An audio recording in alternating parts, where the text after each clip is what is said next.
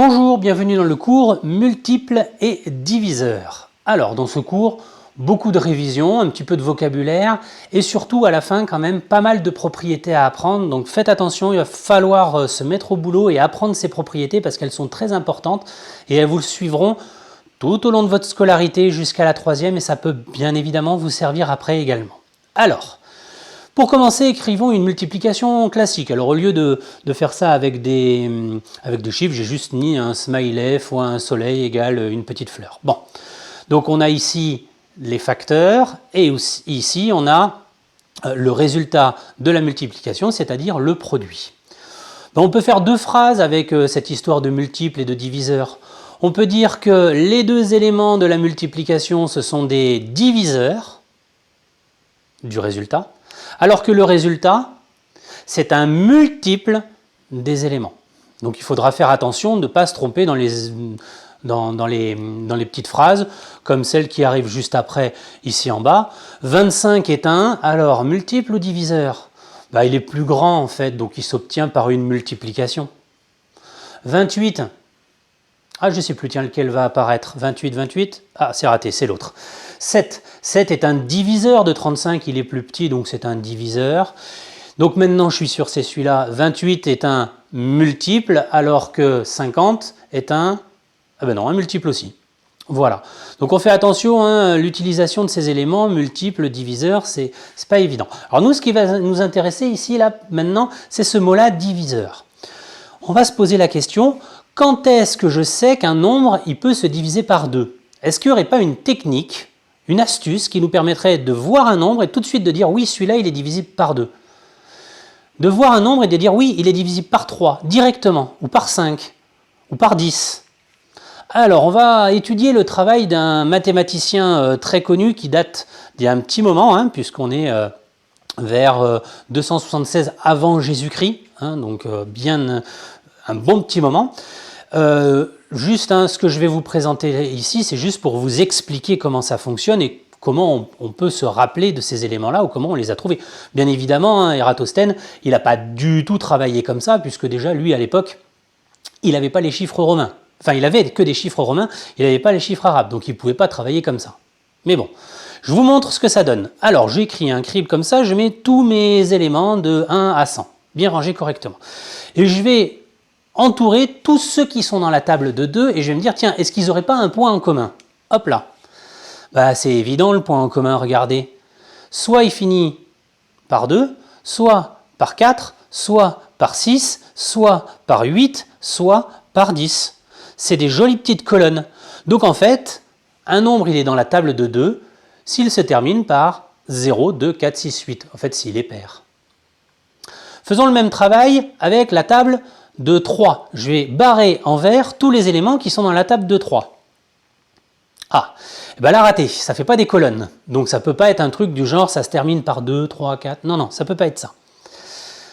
Par contre, ça peut être autre chose. Regardez bien ici. 9. Je pars en diagonale. 1 et 8, ça fait 9. 27, 2 et 7, ça fait 9. 3 et 6, ça fait 9. 4 et 5, ça fait 9. 5 et 4, ça fait 9. 6 et 3, ça fait 9. 7 et 2, ça fait 9. 8. En fait, ici, tous les éléments, si je les additionne, ça fait 9. Regardez bien dans cette colonne, dans cette diagonale là plutôt. Tous les éléments, si je les additionne, ça fait forcément 6. Et là, ça fait forcément 3. En fait, pour être dans la table de 3, j'additionne les éléments, ça fait ou 3, ou 6, ou 9, ou 12, ou 15, c'est-à-dire des éléments de la table de 3. Qu'est-ce que je peux essayer de chercher aussi? Oui, comment est-ce qu'on sait qu'on est dans la table de 5? Bon, alors là, c'est évident, ça se termine par 5, ou bien par 0. Voilà. Donc c'est des petits moyens pour essayer de vérifier et pour essayer de retenir facilement ces éléments. Alors, moi, on ne va pas tous les faire, moi je vous propose une espèce de petite carte mentale qui va résumer tout. Comment je sais qu'un nombre, il est dans la table de 2? Il se termine par 0, 2, 4, 6, 8. Il est pair. Comment je sais qu'un nombre est dans la table de 4? Alors ça, on ne l'a pas fait. Il faut que les deux derniers chiffres soient dans la table de 4. En fait, tous les chiffres qui sont avant ne m'intéressent pas. Moi, ce qui m'intéresse, c'est les deux derniers. Imaginez 2 647 634. C'est le 34 qui m'intéresse. Est-ce que 34 est dans la table de 4? Non. Donc, le nombre n'y est pas. 6 696 616. Ah, ça se termine par 16. Les deux derniers sont dans la table de 4. C'est un élément de la table de 4. 3, il faut que la somme des chiffres soit dans la table de 3, c'est ce qu'on a vu tout à l'heure. Ben, ça marche pareil avec 9. Il faut faire la somme, il faut que la somme soit dans la table de 9. Donc c'est la même technique pour 3 et 9. On fait la somme et il faut que ça tombe dans la table. 10, bon ben c'est facile, 10, hein, il faut que ça se termine par 0. Et puis il en manque un, je ne sais plus lequel il manque, tiens. Ah si, tiens, par 5. 5, il faut que ça se termine par 0,5. Alors dans les exercices qu'on va vous demander un petit peu cette année, c'est de vérifier, on va vous donner un nom, on va vous dire alors, est-ce qu'il est dans la table de 2, de 3, de 4, de 5, de 9, de 10? C'est parti. Est-ce que le nombre que je vais vous proposer, il est dans toutes ces tables? On va vérifier donc les critères de divisibilité. Alors, je vais faire le premier et puis j'afficherai le deuxième et je vous le laisserai faire. Alors, est-ce qu'il est dans la table de 2? Oui, parce qu'il se termine par 8, c'est un nombre pair. Donc il est dans la table de 2. Est-ce qu'il est dans la table de 3? Donc il faut que j'additionne. 8, 9, 10, 11 et 1, 12. 12, c'est dans la table de 3. C'est bon, ça fonctionne bien. Est-ce que c'est dans la table de 4? 4, il faut que je regarde les deux derniers chiffres. Les deux derniers chiffres, c'est 38. Est-ce que 38, c'est dans la table de 4? 36, oui. 40, oui, mais pas 38. Donc, ça ne marche pas pour la table de 4. Ensuite, la table de 5, est-ce que ça se termine par 0 ou 5? Non. Donc, c'est pas dans la table de 5. Est-ce que c'est dans la table de 9? Alors, tout à l'heure, on a additionné, ça fait 12. Est-ce que 12, c'est dans la table de 9? Non. Donc, ça ne marche pas. Et pour la table de 10, il faudrait que ça se termine par 0. Donc, ça ne marche pas. Donc, cet élément-là, il est dans la table de 2, il est dans la table de 3. Il est peut-être dans d'autres tables, hein, certainement, mais il n'est pas dans 4, il n'est pas dans 5, il n'est pas dans 9 et il n'est pas dans 10 non plus. Je vous laisse faire pause si vous voulez travailler sur le suivant. Et moi, je vous donne la solution maintenant, en fait. C'est parti!